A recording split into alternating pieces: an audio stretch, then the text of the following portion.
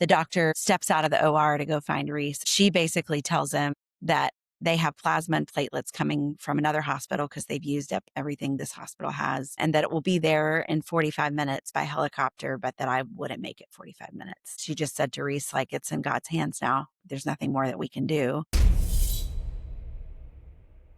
Welcome to an inspirational people interview on the Share Life podcast. I'm Jason Scott Montoya, and today I'm talking with Erin Mashaw. Erin, say hello. Hi. Good to have you. Erin is a speaker, author, and the COO of Birds on a Wire, with over 2 decades of experience equipping families to navigate the worlds of faith, parenting, and marriage. She co-authored A Student's Guide to Sexual Integrity alongside Jim Burns, and she's working on a second book with him that'll be coming out in the near future. She has partnered with organizations like North Point Ministries and Homeward and is a mom of 4 raising teens and young adults with her husband of 24 years as of Monday. Yes. So I met her husband in my recent trip to El Salvador and her son as well. And so we had a great time together, and that's how we got connected. But Erin's passion is helping us slow down, find hope and humor in the messy chapters, and invite God into the everyday moments that shape our homes. So, Erin, welcome. Tell us about you and your story. Thank you. Thanks, Jason, for having me on. I really appreciate it. And like I said, Reese had such a great time on that trip with you guys and the team. And it was just really great connection to make. Reese and I have been married, like you said, for 24 years. And it's just been, like I'm sure for most people, it's been a little bit of a wild ride at times. And life never looks exactly like you plan for it to. But I'm so grateful that even though I didn't know it at the time, like, you know, when you're choosing your spouse, I think I underestimated how valuable humor was going to be. You know, like I think about all the things that, you know, you're looking for in a spouse. And, you know, in hindsight, I'm like, man, I'm so glad that he's funny and that we can laugh together, because there's just so many things that you experience. You're like, I did not have that on my bingo card. It was not expecting that. And for us, one of those things was having twins. So we have no twins on either side of our family as far back as we know. And so we had 2 kids and we're like, should we have a third? I don't know. Like, are we, you know, So are we set? what year was did the twins come? So they were born in 2012. Okay. All right. Yeah. All right. Yeah. So we were like, found out we were pregnant and okay, yay. And then I went in for a routine appointment and they were like, hey, so it looks like there's 2 in there. And I was like, what? So it's Now, definitely the raising shock of a twins is a lifetime. lot of is hard, I hear. Yes. I mean, I have 5 kids, but Yes. 2 at once would be rough. It's crazy. Like, I'm most amazed at people who have twins first and then keep going. Because for us, Yeah. I'd always wondered, like, how do you know when you're done? And just like, oh, this is how you know, actually. We're like, we're good. You have twins and then you know. Yeah. Yeah. I just felt like that first year, somebody was always crying. And a lot of times it was me. Like, it's just a lot. Yeah. Anyway, continue. When we had the boys, we really just, we were kind of bracing for, I feel like, I don't know if it's this way for everybody, but I feel like the hardest seasons of our marriage were definitely the years that we had a baby, because it's like there's so much, you know, there's just a lot of tasks. There's so much to do. They're so needy, understandably. And you feel like you can't really blame the baby. So you're like, well, it must be your fault, you know, or like everything just feels so much harder. And so we knew after having 2 kids, like, hey, this is going to be hard, especially with 2 coming at once. And so we had kind of braced for like, that's going to be challenging. We did a marriage study in our small group, like leading up to it, like, let's just try to strengthen our foundation a little bit. And we had friends that had twins and we were kind of braced for, you know, the boys might need to like spend some time in the NICU, or I could end up being on bed rest like the last part of this pregnancy, or, you know, medically it could be a little bit challenging specifically for them. But we had the boys and everything really went pretty smoothly. Like I was 37, 38 weeks when I had them. So they were 6 pounds, 13 ounces, 5'4", like everything was great until really a couple hours after they were born. I just really felt terrible. Like I just felt like I wasn't myself and I felt so weak. And so we reached out, you know, we're talking to the nurse and she reaches out to the doctor, and And are it you at just the kind of, hospital at this time or? yeah. So we were still at the hospital. And so the doctor came in and was like checking on things, and they just kept coming back in and checking things. And they're like, I think something's not great. And so they gave me some medicine and they were trying to figure out what was going on. And the medicine just made me so loopy. In fact, at one point, they were saying they needed to take me back into the OR to kind of see what was going on because they just really couldn't stop the bleeding. And so And they how asked are you if, feeling in this moment? Were you, or could you, or were you just kind of on the medicine wasn't really allowing you to feel? yeah, I think I just felt weird, like just kind of in and out. Like I wasn't like fully out, but I'd kind of like wake up and feel like something's going on and then kind of like, fade out again. I think at one point they asked if Reese could give like could sign or give permission for me to have surgery. And I was like, no. And they were like, why not? I was like, I don't want the surgery. They're like, you have to have it. Like I Yeah. think I tried to sign my name in the air at one point. So it just, I was not fully present for sure. So, but they take me back into the OR thinking that maybe they know what's going on and they can resolve it easily. And then once we got in there, they kind of just discovered that I was just hemorrhaging. And so I was just losing blood faster than they could put it back. And so they, at one point, they're putting, plasma and platelets and blood and everything in me. And I had lost the full volume of my blood. And so at one point, the doctor steps out of the OR to go find Reese and talk to him. And she basically tells him that they have plasma and platelets coming from another hospital because they've used up everything this hospital has, and that it will be there in 45 minutes by helicopter, but that I wouldn't make it 45 minutes. And she just said to Reese, like, it's in God's hands now. There's nothing more that we can do. So he, of course, like this is shocking news. And so he is praying about it and reaches out to our pastor and our parents to let them know what's going on. And people just started praying. He shared something on Facebook, and that we later learned traveled so much farther than we could have imagined. And literally thousands of people were praying. And so the doctor goes back into the OR and just remembers this medical journal that she had read. I don't even know how far back that talked about this Bakri balloon, this procedure that you could do that could stop bleeding in postpartum moms. And they had never used one before. And the hospital had one that a drug rep had left there, but no one had ever even used it. So they found it and they're in the OR, literally reading instructions.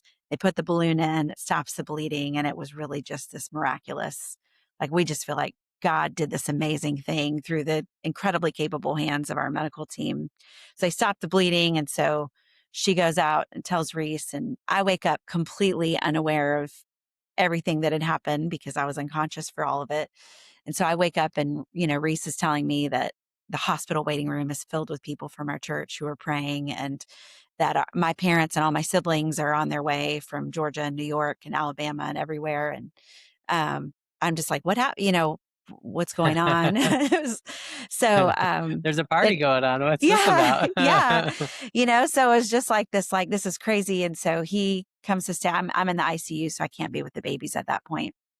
And so he comes to stay in my room, and I look at my phone and I'm just looking at social media and all the things that were posted and shared, and so humbling. And so the next morning, the ICU doctor comes in and he starts talking about they're going to give me a central line and they have, they're going to do all these things. And I'm like, no, no, no, I don't know if you've read my chart, but I'm a medical miracle. I'm fine.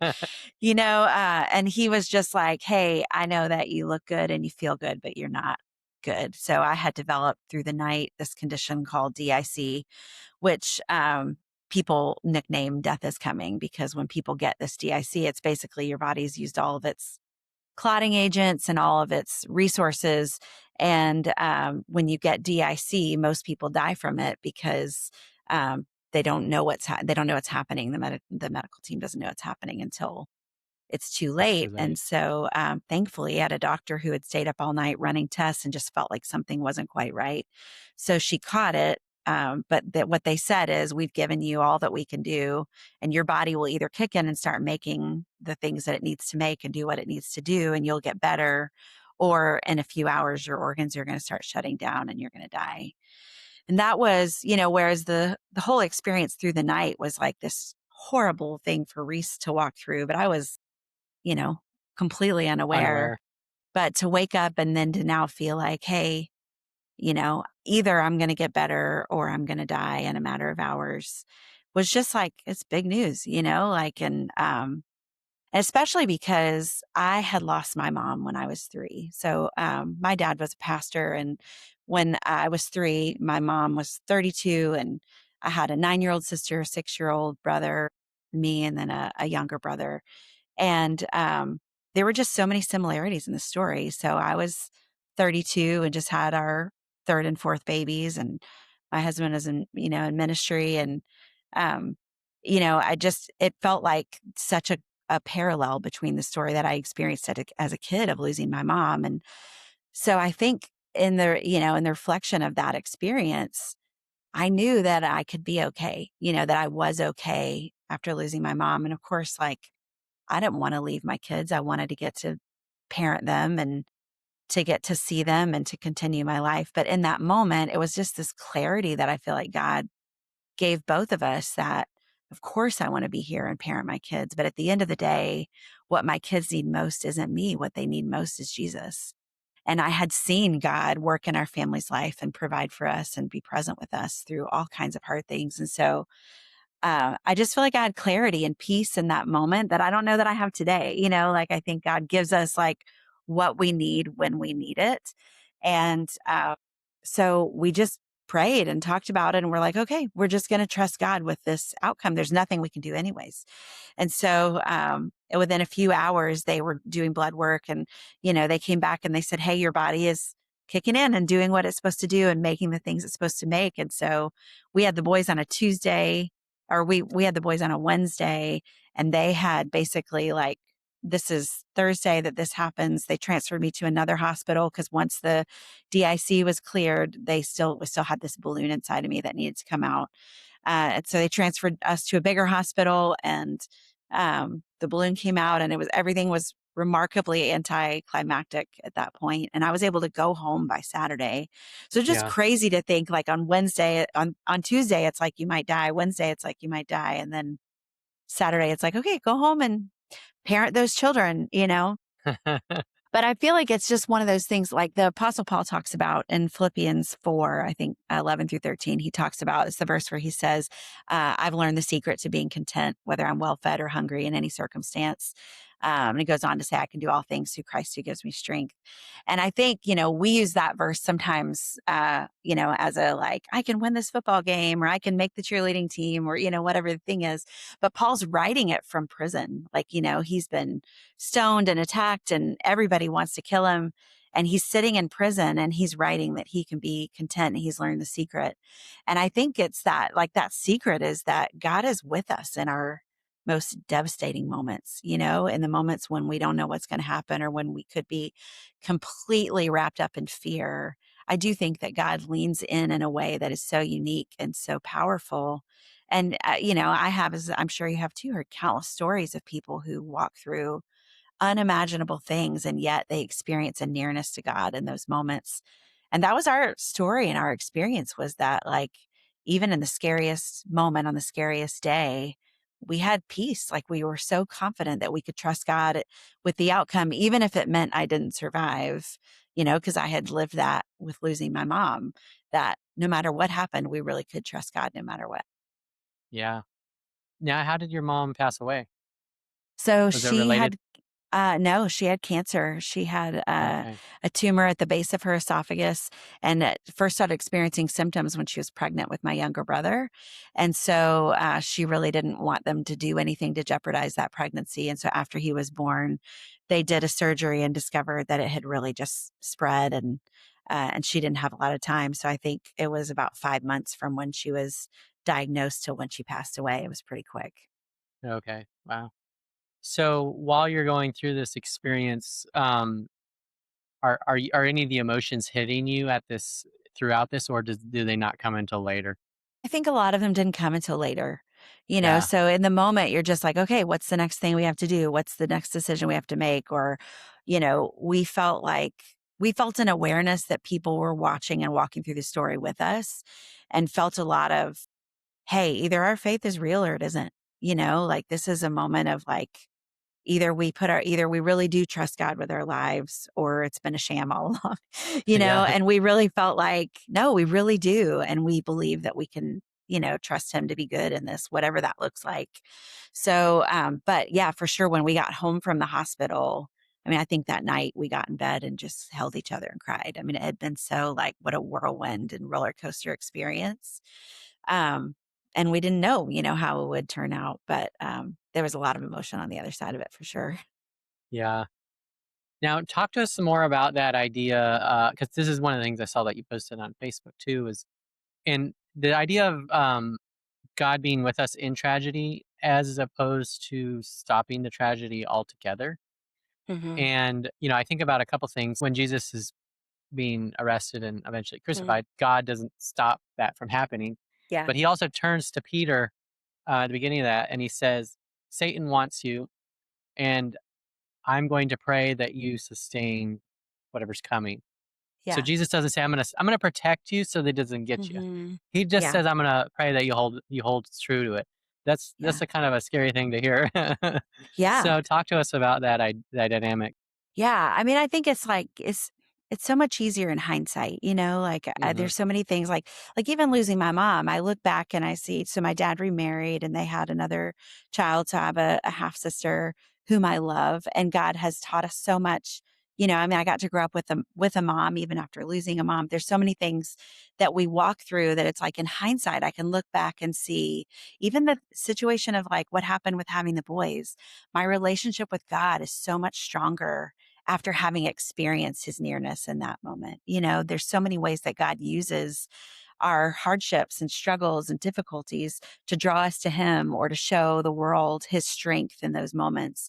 I heard somebody say once that, like the testimony or the story of a Christian who's living an easy life, is negligible. It's easy to miss, but the testimony or the story of a Jesus follower when everything is falling apart is so much more powerful, that we can trust God in spite of those things. And so I do think that I think he's looking at a bigger picture than we are. We're in the moment in this tiny little slice of time.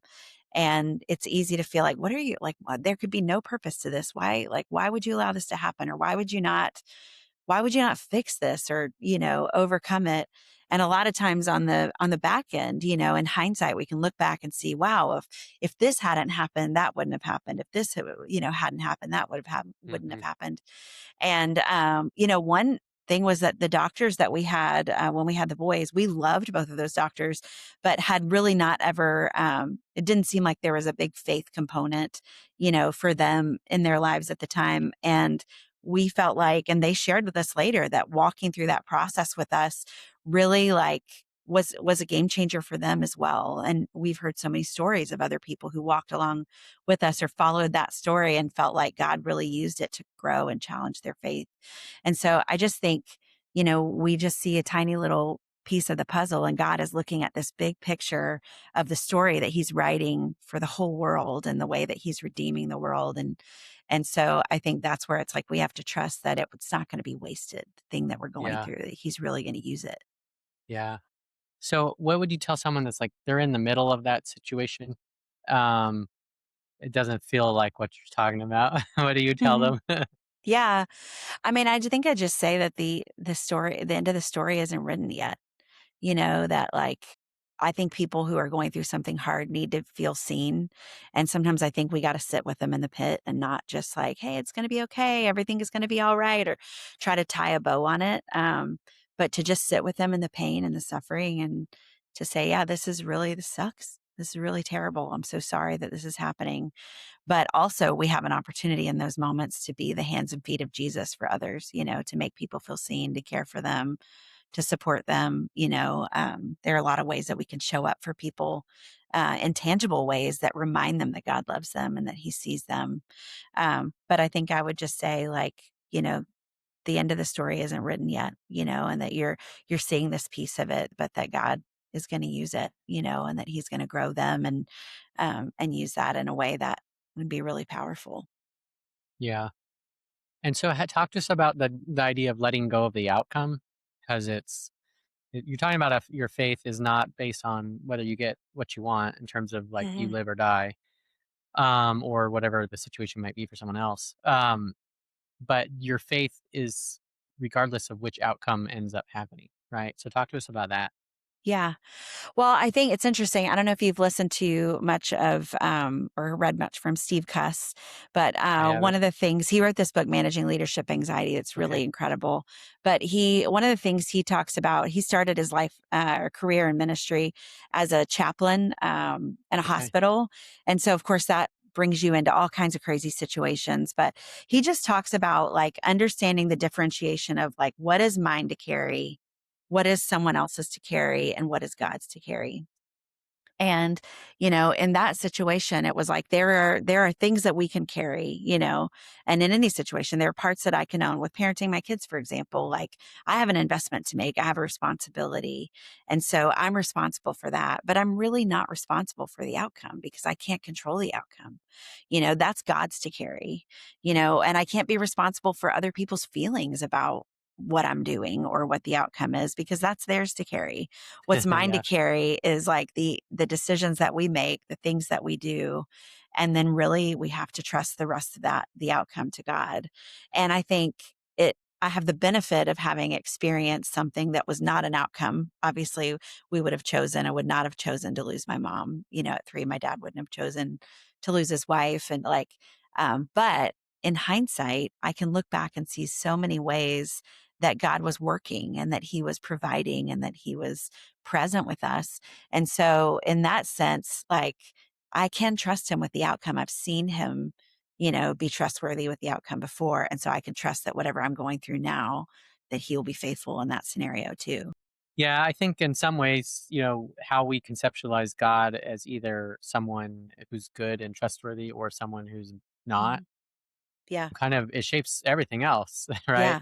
Because if you Yeah. think God is not for your benefit and then you see the situation going on, you see it as sort of an extension of or proof of that, then Yeah. it changes how you see it, right? Yeah, I think so much of it is our perspective. And I think it's why it's helpful for people to share their stories, to hear, like for us to share the ways that God has shown up for us, the way that God's provided for us. Because I think when we hear those stories, it helps to bolster our confidence and to like set our perspective in a healthy place. Yeah. It's hard to trust someone who hasn't demonstrated that trust to you. It's a Yeah. whole nother it's a whole nother scenario when you have a history of it and then there's something that seems off about this. It Yeah. That's where true. you're confused about it, but you can still hold on to that trust because you have that history, right? Yeah, for sure. Yeah. So what's the aftermath of this event? How does this unfold? Yeah. So, because the DIC is like, it's so crazy because it's one of those things that like, could kill you.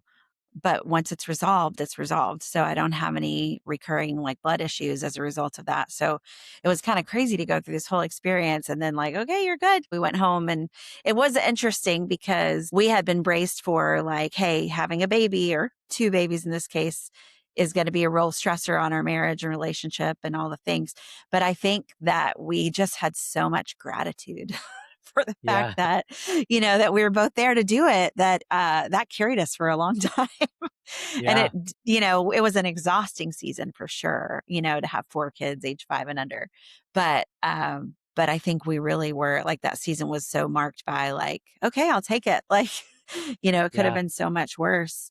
And so like it's a part of our family story that feels really, really dear to us. So when we celebrate the boy's birthday every year, we always release a balloon.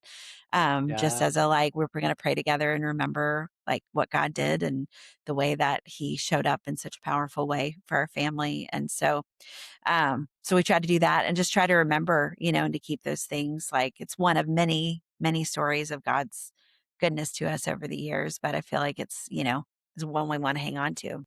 Yeah. So when you think about the Aaron before that and then the Aaron that came after that through that crucible, like what changed about you and how you saw things and how you lived and Yeah, that's a really good. I think one of the things that was really powerful was just to realize like how important community is. We have our church does small groups, and so we've yeah. been in small groups really our whole married life. And there's a lot of benefits to being in a community like that. I think just experiencing the way that people showed up and cared for us in that season, because as you can imagine, there were a lot of medical bills on the other side of that. A lot of, tasks and meals, and, and people just continued to show up with meals for us, and people randomly gave us envelopes of money like that, like it just, there was a lot of ways that God showed up and provided our needs tangibly through like that community. And so I think it changed the way that I love and serve other people, to realize like how powerful that was for me to experience that, and how it made me feel seen and cared for. It made me even more motivated to want to take a meal or show up or sit with somebody at the hospital, to just experience life with people and to love and serve others the way that we'd been loved and served, because it was just so amazing to experience that. Yeah. So you have a passion for helping people to slow down. So did this have anything to do with that? Yeah, I think it's just like, I have a tendency, I don't know how into the Enneagram you are, but I'm an Enneagram 3. And so Okay. I'm a I am just, a 2 with a 3 wing. okay, I'm a 3 with Yeah. a 2 wing. Oh, okay. We're Yeah. mirrors. So, yes. So I love anticipating things. I love looking forward to things, planning things, and so I can really struggle to be in the present. I feel like I just am always excited about what's next. And I think that with both amazing experiences and painful experiences, it's really easy for me to just breeze past it and get on to the next thing, or to be in it and already thinking about the next thing. And I think it just helped me like to realize like I just needed to be present. Like I've got to slow down and experience what I need to experience. I lost my dad a few years ago. It was in 2021, and it Okay. was a huge, huge loss. It was kind of unexpected. And I don't like sitting in pain. I mean, I don't think anybody does. Maybe Enneagrams 4 do, but 4s do. But I don't like feeling that discomfort. And so I would just feel like I'd be at work and all of a sudden it would bubble up and I would start to get emotional and just like, I don't have time for this. And just to like try to shove it down and like, let's move on to the next thing. But the funny thing is, and you probably already know this, but the funny thing is the more we try to like shove it down and ignore it, the bigger it gets. And so I just found if I would just like close my office door, sit down and let myself sit in it for a minute, it would pass, you know? But the like driving, pushing, always moving version of me doesn't get to experience that freedom. And so if I will just like pause and sit in it, then it will pass, or God can meet me in it. Yeah. But I think it's something that I miss out on when I'm hurrying. And so I'm trying very hard to be a person that can Yeah. pause and slow down. And so, I want to help other people be able to do that too. There's an American culture dynamic too of Yeah. like high performance, high speed, that kind of thing. And the idea of slowing down, the idea of Yeah. Sabbath, it's something that's really nice if you embrace Yeah. it. Yeah. Yeah. Well, I think so. And it's like if we slow down, I mean, back to what you're saying earlier, the whole thing about our perspective, it's hard to shift your perspective if you don't slow down and look around. And I think when we Yeah. do, it helps us like to be able to say like, okay, where is God in this situation that I'm going through? Like, where can I see him or experience him? And so I think that the slowing down is a necessary part of that too. When we're in survival mode and we're just going from one thing to the next on this track, we're almost like a robot. I feel like we're like a Yeah. robot in that state, Yeah. And then it's like we're doing things just because we're reacting to all these things. So if we Yeah. just stop, like you're saying, we actually can evaluate it and go, is this the track I should be on? Is it going the way I should be going? And all Yeah. of those things, right? Yeah.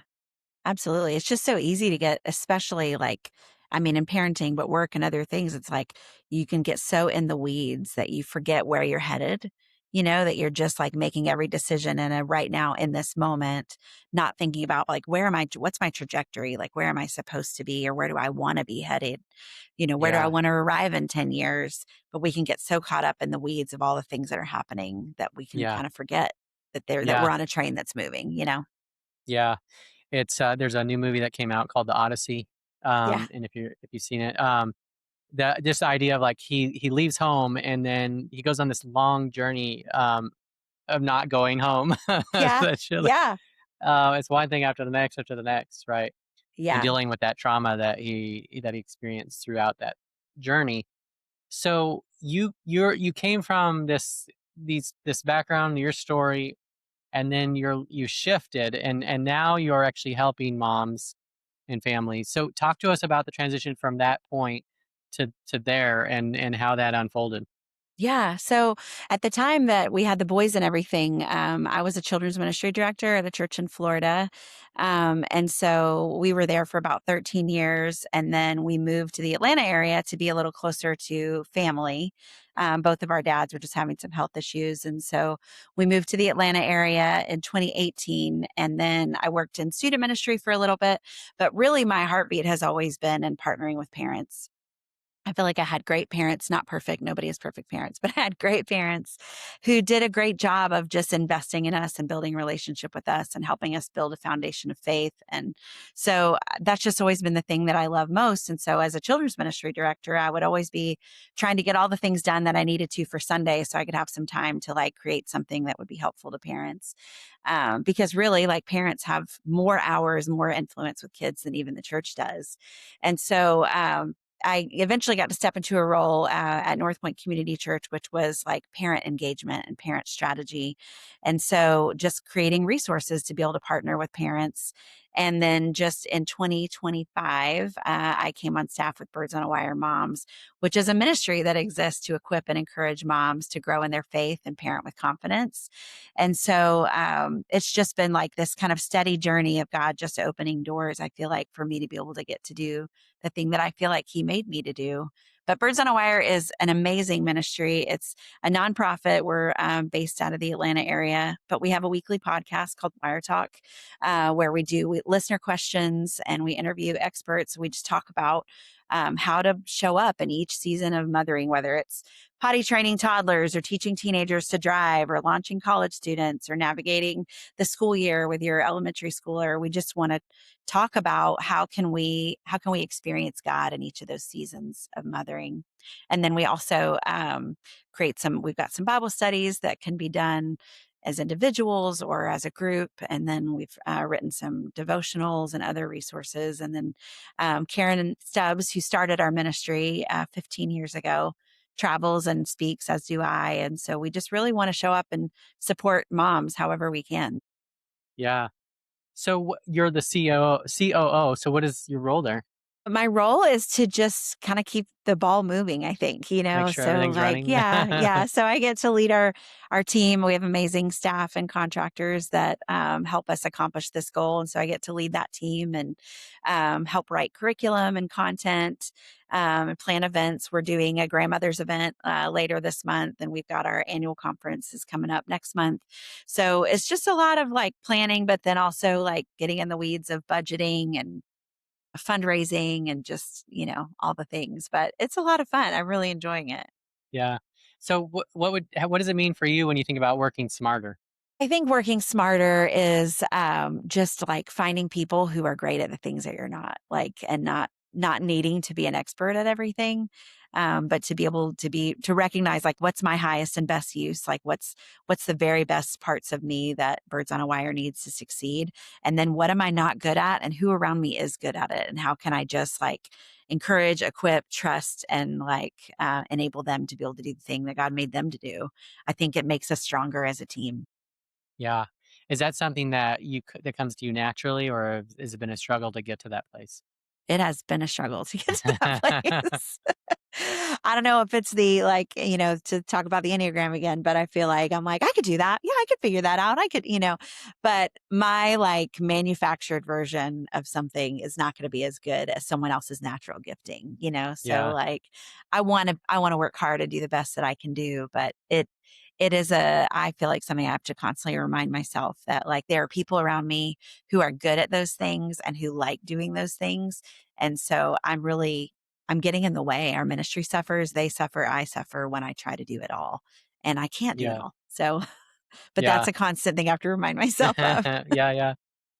So they say that people, you've had this near death experience, but they say the thing people fear more than dying is public speaking. And yet you stepped into that arena. So tell us about that.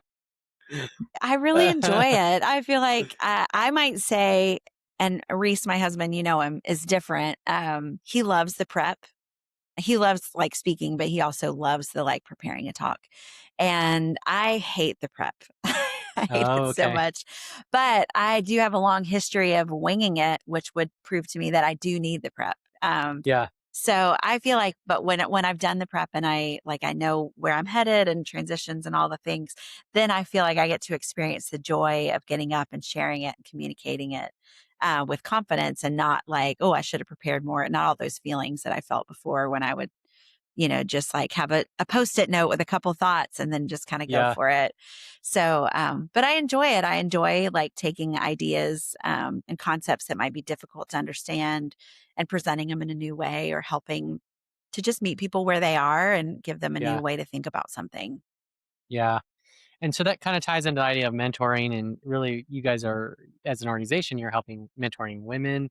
So Mhm. just talk to us about this, the power and importance of mentoring, and how people could think about it both as the mentor and the mentee, you know. Yeah. Well, I think I experienced a lot of it growing up. I can think of so many different women in my life who like poured into me in different seasons who and at the time I just thought they were being friends with me because obviously I was awesome. Of Like, course. but I think about like my freshman year of college, I had this amazing roommate who was a senior nursing major. And, she had to get up crazy early for clinicals and all the things. And I would be like up late, like, let's talk, let's order pizza, and she just like was so patient with me and just would pour into me wisdom, like as I lived my life alongside her. And I experienced, like leaders in college who did that and leaders in like early in our marriage and especially when we had kids and other moms who were further down the road. So I feel like I've been the recipient of good mentoring throughout my entire life. And so I think it just created this desire to want to do the same thing. So like when I was a children's ministry director, I would always have a high school student that would come in after school and like help me with like let's sort these things or let's pack these supplies for Sunday or whatever. But really, we were having great conversations about important things like as we did those things. And so I've done that in really almost every job I've ever had to have like a high schooler or a college student or somebody who is just like living life alongside me and hopefully like more is caught than taught, so like let's just like kind of do life together. And Reese and I get to do this. We do a lot of premarital mentoring, which is so fun. We get paired with another couple who's engaged and walking through all the questions and planning for a life together. And I just think it's a really powerful thing. And it's like to be able to pass on not necessarily expertise, but just hopefully authenticity and wisdom Yeah. that we've gained over the years, that we've gained from other couples that we've looked at and followed. I just think mentoring is really important, and I have been blessed by it for sure. Yeah. What would you say? I feel like a lot of the mentoring opportunity is for people that could be great mentors, but yet they're not mentoring younger people. So what would you say to them? Well, I think I would say, number one, you might feel like you don't have enough time, but like we never have enough time. You know what I mean? Like you're not going to have enough time if you don't do it. That I would just say like there's a million excuses of why not to do it. But that it is so rewarding to feel like you're investing in someone whose life, work, ministry, influence could outlive yours. That like at some point I'm not going to be here anymore. And what will remain are the people that I poured into. And so, like, what am I? It's a part of the legacy that I'm leaving, and like, what am I putting out into the world? How am I shaping the future?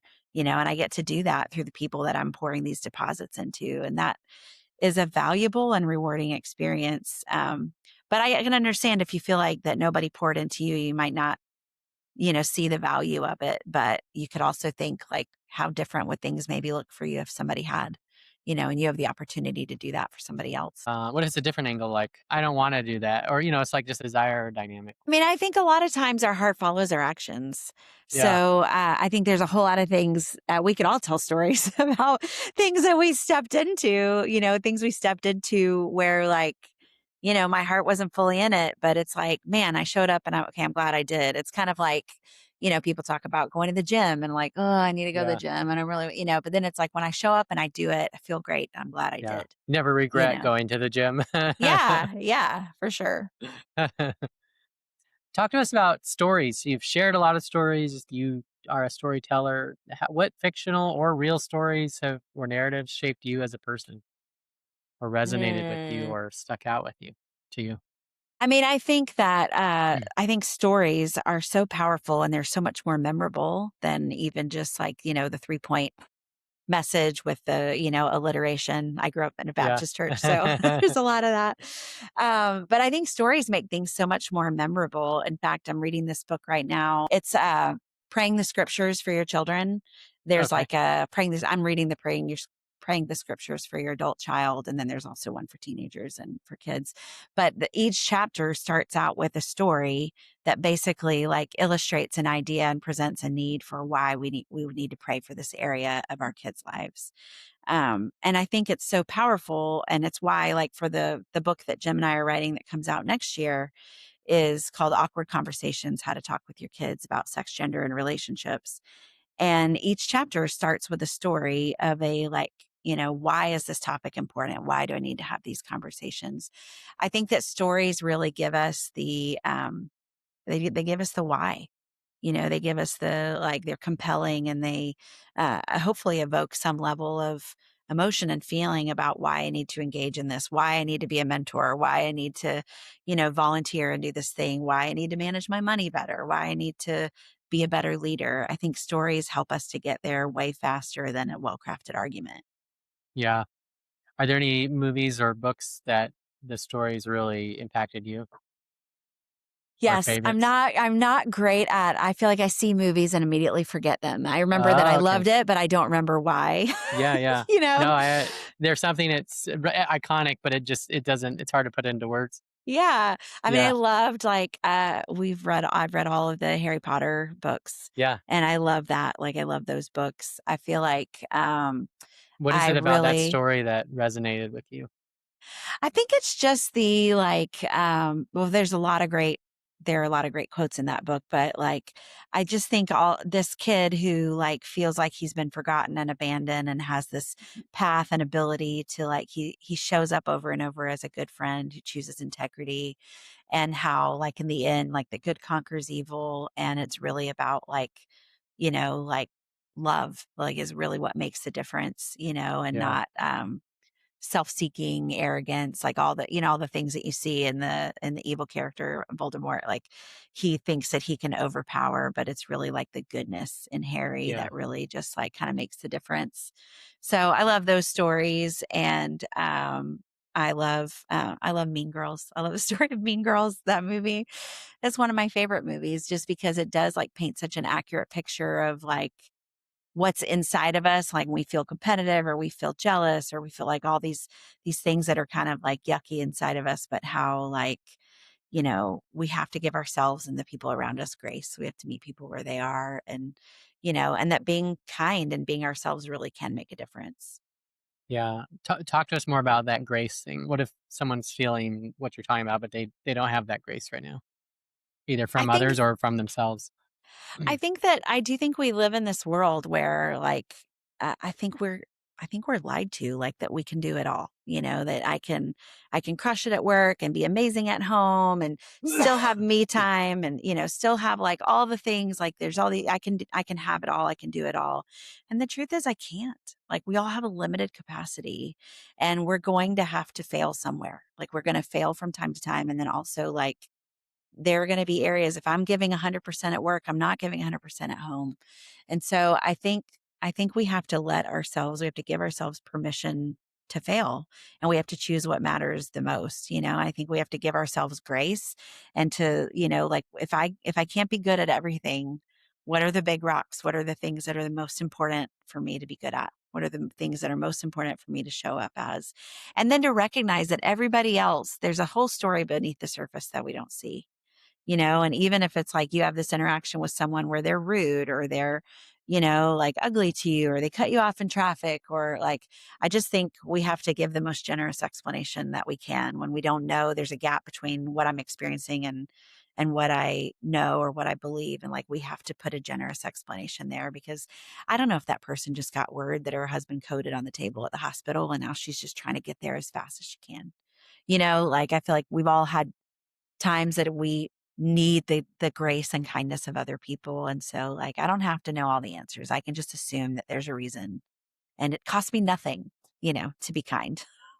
Yeah. But I think to give ourselves grace that we can't do it all and to give other people grace that they can't either. Yeah. So if someone they're experiencing like they're failing or falling short, and they're not having that grace, but they're instead feeling shame or guilt, like what's going on there? Yeah. I mean, I think what's going on there is like we have an expectation that's unrealistic, because I think, if you're a Jesus follower, there's the idea that like God is giving you grace, but you're not giving yourself grace. So is your standard higher than his? I mean, that feels so out of whack. Um, and if you're, but if you're not a Jesus follower, it's still even like you have some expectation that is unrealistic.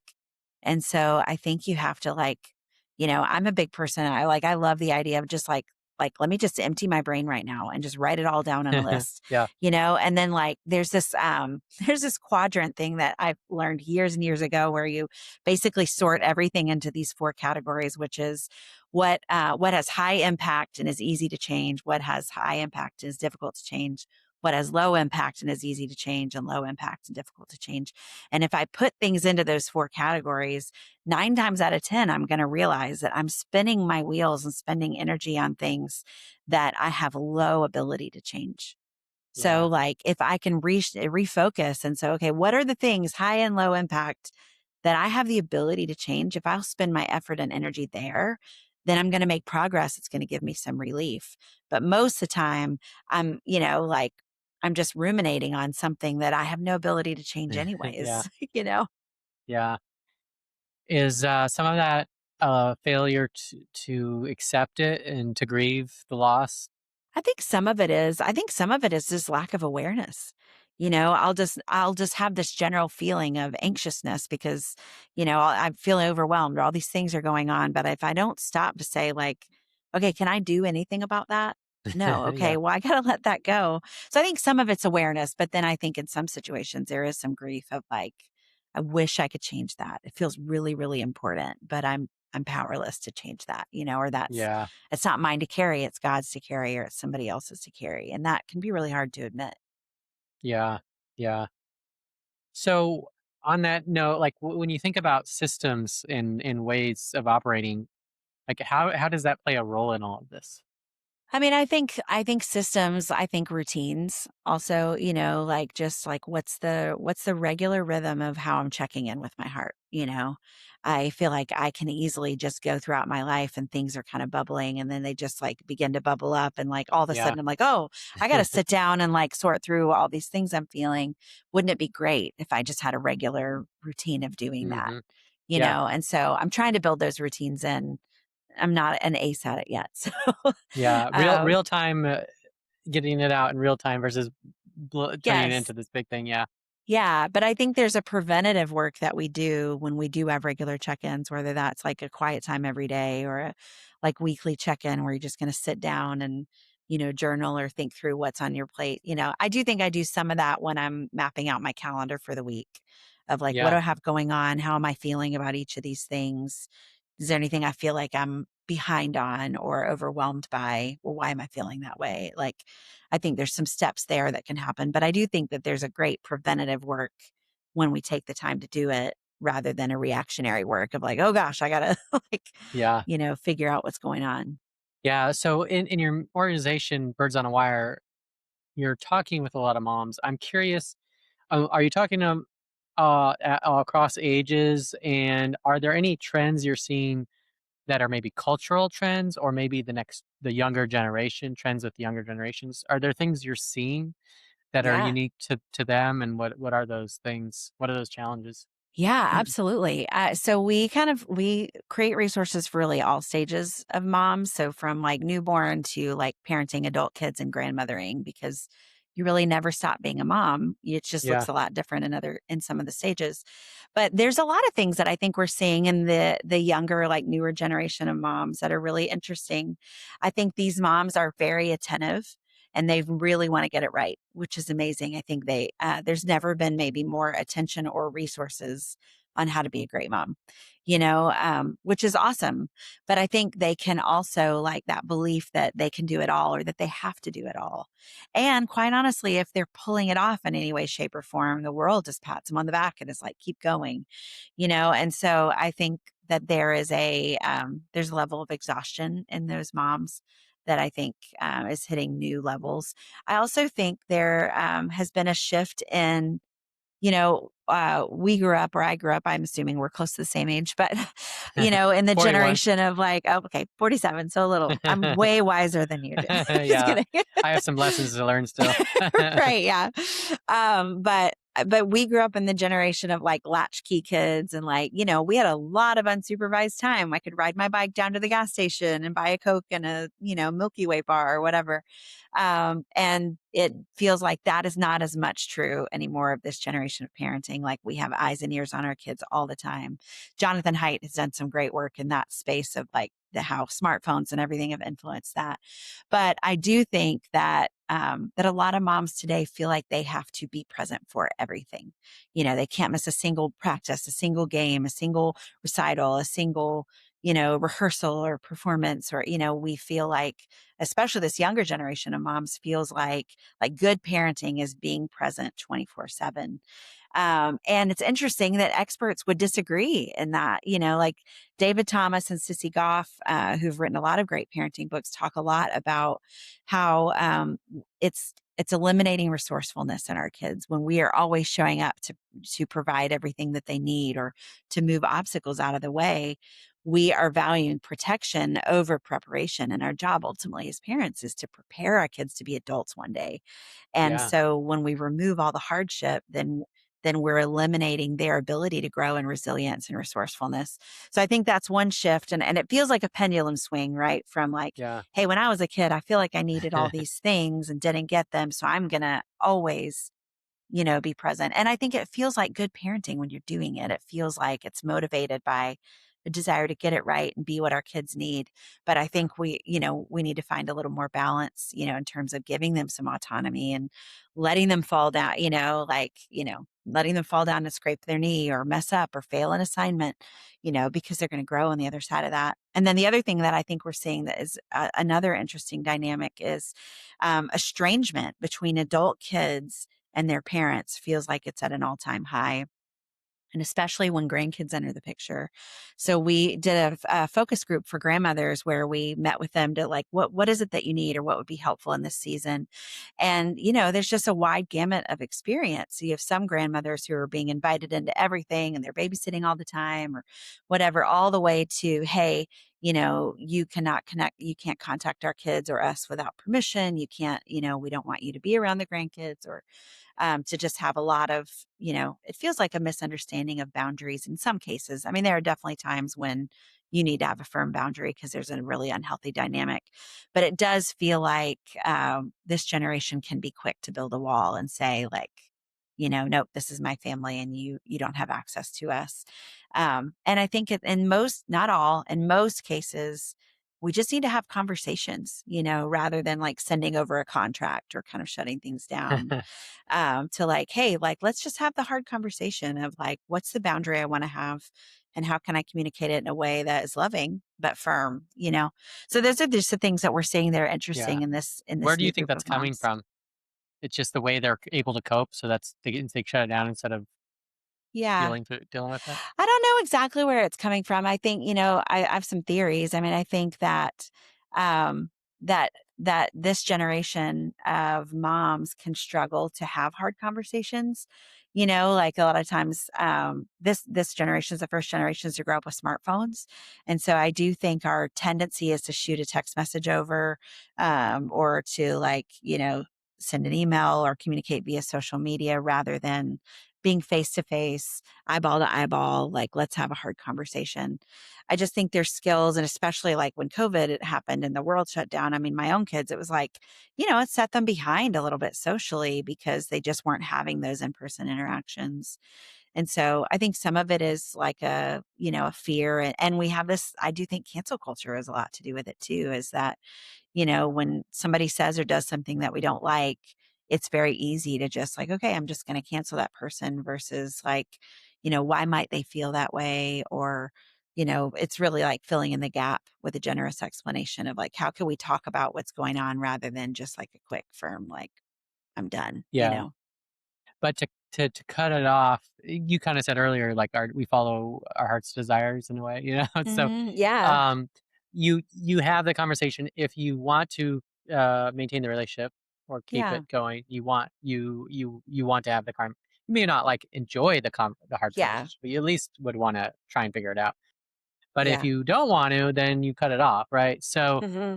it seems like there's some kind of a deeper dynamic that's going on, maybe. Yeah. Yeah. Yeah. And I think for sure, I mean, there are cases, and unfortunately, we all know stories where it was a really, really bad dynamic, and there needs to be Hmm. a boundary for safety or for other, emotional, physical, otherwise. Yeah. So I'm not saying there's never a place for that. But I do think in a lot of situations, there's just like, I think we have to assume we don't have all the information, on both Yeah. sides. Like, hey, help me understand, the boundary that you're setting, or help me understand, why you feel like you deserve this access, or, like I just think that there's information we don't have, and we owe it to ourselves and to each other to have a conversation. Yeah. No, that makes sense. What other stories do you have to share with us that you haven't yet had a chance to? Um, that's a good question.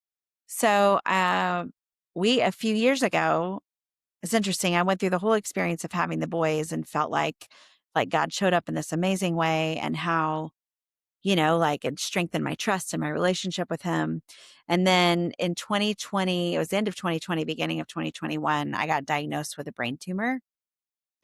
And if you really knew me, you would know I'm afraid of every medical thing. Like I procrastinated getting my wisdom teeth out for 30 years just Okay. because I was so scared of it. I just am afraid of every medical thing. And so getting this diagnosis of having a brain tumor, which thankfully it was not cancer, Okay.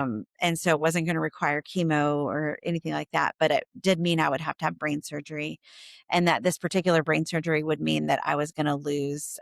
So I've lost all hearing on my left side, and I lost the balance nerve over here. So I had to really like relearn how to walk. On the other Oh, side of wow. that surgery, it was a little bit of a struggle. So just knowing that I was going to have to go through the surgery and all the things associated with recovering from that was just terrifying. And I felt like, I couldn't even talk about it for the first few days that I found out because I felt so overwhelmed by fear.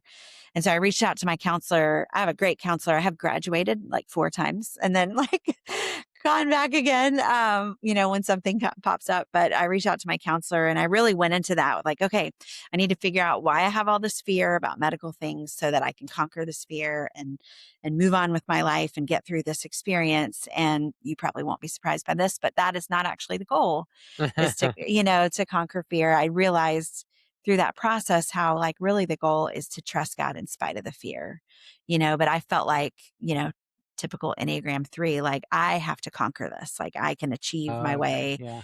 through this. In fact, I remember saying to Reese at one point, I just feel like I need to, like, I want to have goals for surgery day. And one of the goals is that I want to not cry when I go into the hospital. But I feel like, what if I do cry? And, like, what if I can't meet that goal? And I just remember him asking me, like, what is it about you that feels like you need to have a goal for brain surgery? And why and why in the world would you set a goal that could leave you headed into brain surgery feeling like a failure? Like why did you I'm like, these are both great questions. It sounds like you Um, maybe orchestrated this failure on purpose. yeah.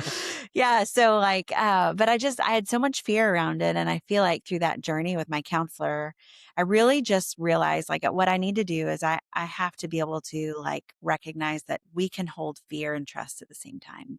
I think I Yeah, grew up with a dynamic that was like, hey, if I'm experiencing fear, I'm clearly not trusting God.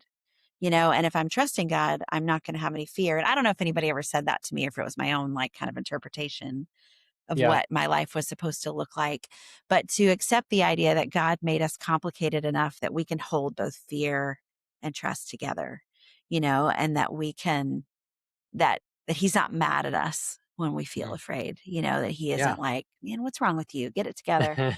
And so in that season, I just tried to fill my heart and mind with what was true. So I like created the surrender playlist on Spotify and just surrounded myself with scriptures and other things to try to remind my heart of what's true. Because when that fear would bubble up, I would just feel overcome by it. And so like it was a journey of like learning to trust God in new ways. And there was some shame, I feel like, and guilt associated with it because I would feel like God literally saved my life years ago, like not that long ago. And how ridiculous am I now that I'm feeling afraid? Like I can't try, I trusted him with that, but I can't trust him with this. But like, we encounter those challenges in new ways, as we go throughout our lives. And so like, yes, I had experienced that, but things creep up and we find ourselves again with the same wrestling of like, can I really trust God? What does it look like to trust him with this? And so it went well. They got the whole tumor out, but relearning to live with like no hearing on one side and the balanced nerve situation. Still, if I'm really tired, it can feel like the world is like, wobbly a little bit. Or if I hop up from my desk and try to, walk out my door too quickly, I might like bump into the door frame on the Yeah. way out. So we But probably all in shouldn't all, take you on it's a cruise. Is that? well, I love to go on a cruise, but yes, it does. It can be problematic at points. Yeah. Well, there's a Yeah. couple of things there. One, you mentioned like God saved my life. How come I don't have this figured out? But I read the story like of Elijah, like Yeah. right after he does that miracle with Yes. the fire coming down, then he's like a depressed lump on the side of the river. Yes. It's like, what's wrong with you, dude? Yes. It's such a good um, example. but he went from this huge high to this huge low. Yeah. But the other is the tension, right? You're shifting from trying to resolve the tension of fear to sitting in the tension, which goes back to like Yeah. your point about sitting in the pain, Yeah. which like we all like for a large amount of our lives, we want to avoid that thing and we don't want to sit in the tension. But the Yeah. tension is actually what changes us, how God transforms us, right? Yeah. I And think so. so to sit in it is to invite the change, but it's very uncomfortable. Yeah. It really is. Yeah. So what final words of wisdom do you have for us? I just think, I think that, we're all going to go through hard things and, we can get caught up in the what ifs and worst case scenarios. We can get caught up in guilt and shame for feeling like we should experience it differently. We should respond differently. We should. Like there's just a lot of ways for us to feel like we're failing when we're going through something like that. Maybe we feel like the situation is consequence of something that we've said or done, or maybe we feel like it's just something that's happened to us. But I think in those moments are an invitation to reach out to God. They're an invitation to experience Him in a new way, but we can miss that if we're so focused on what we're doing wrong or how other people might be letting us down or why is this happening. I think when we take all of those things and we carry them to God and we say, like, hey, I'm wrestling with why would you let this happen? Or I'm wrestling with why is the person that I thought would show up and walk through this with me MIA? Like why am I doubting you when I shouldn't? I think when we carry those things to him, he is loving and he meets us where we are and he's not mad at us. I heard one of my favorite quotes of all time is from Angela Thomas, and she wrote, and I heard her say it live, that God knew before the foundation of the world that we would need a savior, and he's not mad at us for proving once again that we do. And in those situations, I think we do prove again why we need a savior, but we have a God who lovingly meets us there, and he's not mad at us when we don't get it right. Yeah. Yeah. Cool. Well, tell us how people can connect with you, Birds on a Wire. How can they find these different things? Yeah. So you can follow Birds on a Wire Moms on Instagram or Facebook. And the Wire Talk podcast is available wherever you like to listen to podcasts, weekly episodes. They're fun and funny and engaging, all kinds of listener questions and episodes on every stage of parenting. And you can follow me, Erin Mashaw, on Instagram and erinmashaw.com. And you can purchase Student's Guide to Sexual Integrity wherever you buy books. And next May, the Awkward Conversations book will come out. And so we'd love for Okay. you to support that as well. Awesome. Awesome. Anything else? No, but thank you, Jason. This is such a great conversation. Thank you so much Yeah. for having me and for all your great questions. You're very insightful. Yeah. Well, I appreciate you sharing your life and your story and parts of it. And I thank you for joining us on the Share Life podcast. Are you a small business owner? Have you hit a glass ceiling where year over year you cannot rise above a certain revenue level? Check out Jason Scott Montoya's book, The Jump, to discover how to level up your leadership and pivot your entrepreneurial passion to the highest level.